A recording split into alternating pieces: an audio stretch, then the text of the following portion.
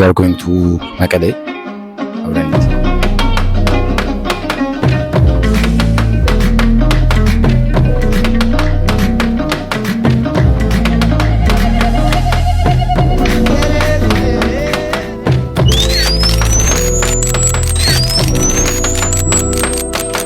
ዮ ጋይስ እንግዲህ ፋይናሊ ፍተሻ ጨርሰናል። ውስጥ እንገባለን ማለት ነው። ቁራችን ነው። ኦልራይት ጋይስ እንዴት ናችሁ? የኪም ቤፊዳ ፋሚሊ ዛሬ ወደ መቀሌ ልንጓዝ ነው። እንደምትመለከቱት በጠዋት ነበር የተነሳ ነው። ያው አይናችንን እየጠራረግን በሌሊት ተነስተን ነበረ። ኤርፖርት እንዳይረፍድብን በጊዜ እየከነፍን ነበር ሄድ ነውና ያው ኤርፖርት ገባን። እንግዲህ ለመጀመሪያ ጊዜ በአይሮፕላን ልበር ነው። ፎር ዘ ፈርስት ታይም ነው አይሮፕላን ሊሞጠው። በጣም ጓግቼ እንግዲህ እየጠበቅን ነበረ። ያው ተጠራን፣ ገባን። ረዝናብ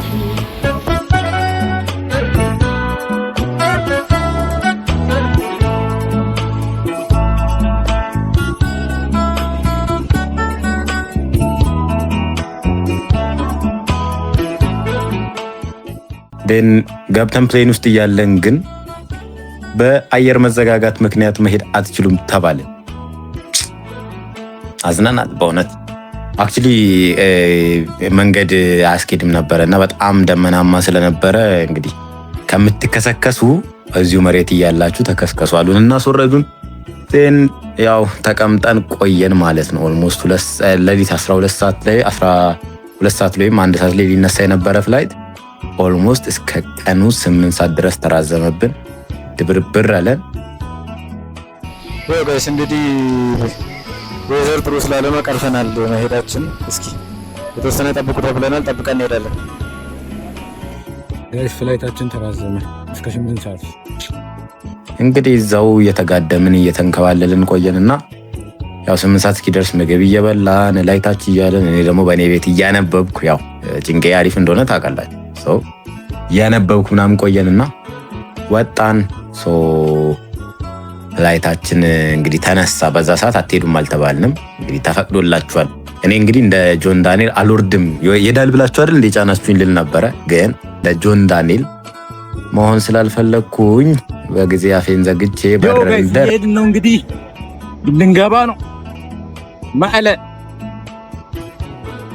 የደረት ነው። ከብዙ ቆይታ በኋላ ያው ፕሌን ውስጥ ገባን። እንግዲህ ከስንት ዘመናት በኋላ 12 ሰዓት ላይ የነበረው በረራ ያው ተራዝሞ ቆይቶ 8 ሰዓት ላይ ፕሌናችን ውስጥ ገባን።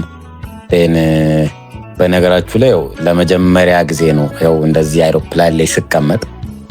ኤሮፕላን ላይ ለመጀመሪያ ጊዜ ነው የተቀመጥኩት። አሪፍ ነበር እውነት ለመናገር። እስከምንነሳ በጣም ነበር የጓጓሁት። ያው ኢንስትራክሽኖች እየተነገሩን ነበረ። ሆስተሶቹ ይነግሩናል፣ ይሄን እንደዚህ ነው የምታረጉት፣ አፍንጫችሁ ላይ እንደዚህ ነው የምታረጉት ምናምን የሚሉት ነገሮች አሉ። በነገራችሁ ላይ ይሄ ቦይንግ 737 አይሮፕላን ነው። እናንተ ቀልዱ። በትልቅ አይሮፕላን ነው ለመጀመሪያ ጊዜ እየተጓዝኩ ያለሁት። በህይወቴ ለመጀመሪያ ጊዜ በቦይንግ አይሮፕላን ሊሄድ ነው ማለት ነው። ቴሌቪዥን አለው ምናምን ፏ ብለን ነበር ልንሄድ የተዘጋጀ ነው። ለካ ጆን ዳንኤል አልወርድም ያለው ይሄንን አይቶት እንጂ ባይሆን ኖሮማ ዘሎ ነበር የሚወርደው። ዋቴቨር እንግዲህ አይሮፕላኑ ተንደረደረ፣ ተነሳን።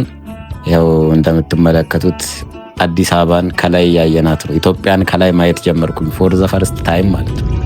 ግን እናንተ አይሮፕላን ሲነሳ እና ሲያርፍ በጣም ነው የሚያስፈራው። አይ ቲንክ አሁን እዚህ ጋር ሲነሳ እኔ በጣም ፈርቼ ነበረ።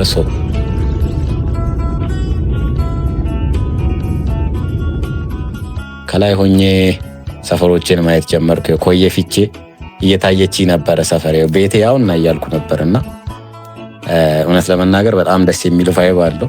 ፎር ዘ ፈርስት ታይም እንግዲህ ይሄ የጀማሪ ቭሎግ ነው ያላችሁ። ምንም እንትን ጀጅ እንዳታረጉኝ።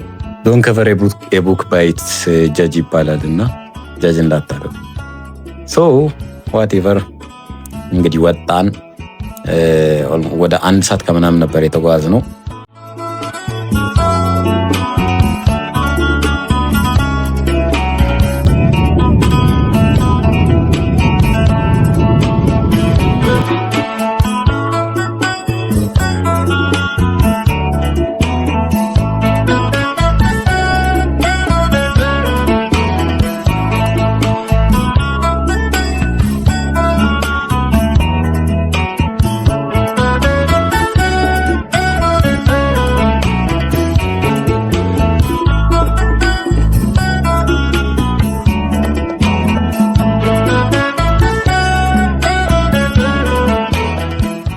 ፕሌን ውስጥ ያው ምግብ እያመጡልን ነበረ፣ ኮካ ያመጡልናል። ኧረ ተንከባከቡን ለጉድ በቃ እውነት አልወድም ያስብላል እውነት ለመናገር ማለት ነው። ሰው እንክብካቤያቸው በአፍሪካ ነው በዓለም እንደሆን በዓለም ሁለተኛ በአፍሪካ አንደኛ ነን አይደል? በጣም እንግዲህ ጸዴ መስተንግዶ ነው ያለው። አሪፍ ምግቦችን በላው። እንግዲህ ደስ የሚል ጊዜ አሳልፌ ባልደረስኩ እያልኩኝ መቀሌ ደረስኩ። መቀሌ እውነት ለመናገር በጣም ደስ የምትል ሀገር ናት። ዝግ ያለች ሀገር ናት። በጣም ሰላም አለው እውነት ለመናገር እና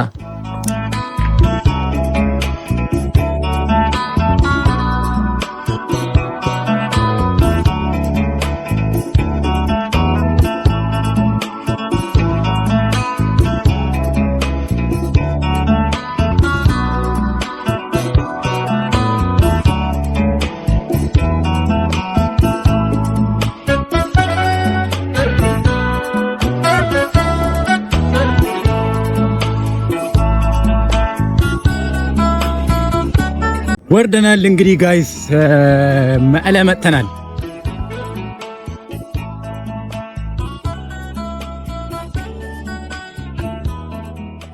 መቀሌ እንደደረስን እንግዲህ የአክሱም ሆቴል መኪና ነበር የተቀበለን። መኪናቸውን ልከው መጡ፣ ተቀበሉን። እስከ አክሱም ሆቴል ድረስ እየወሰዱን ነበርና ከተማዋን በጣም እያየዋት ነበረ። እንግዲህ በጣም የሚያምረው መቀሌ መታችሁ ያው ያልጎበኛችሁ ሰዎች መታችሁ ማየት ትችላላችሁና በጣም እርግጥ ያለ ከተማ ነው። በጣም ነበር ደስ የሚለው። እንግዲህ በአክሱም ሆቴል መኪና እስከ ሆቴል ድረስ ደረስን ማለት ነው።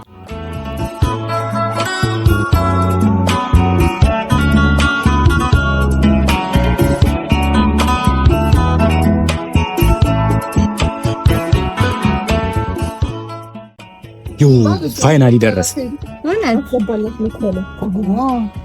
የገባን እንገኝ በጣም ደስ የሚል ሀገር ነው። ገባን። ያው እዚህ እንደምታዩት አክሱም ሆቴል ነበር ያረፍነው እና አክሱም ሆቴል ገባን።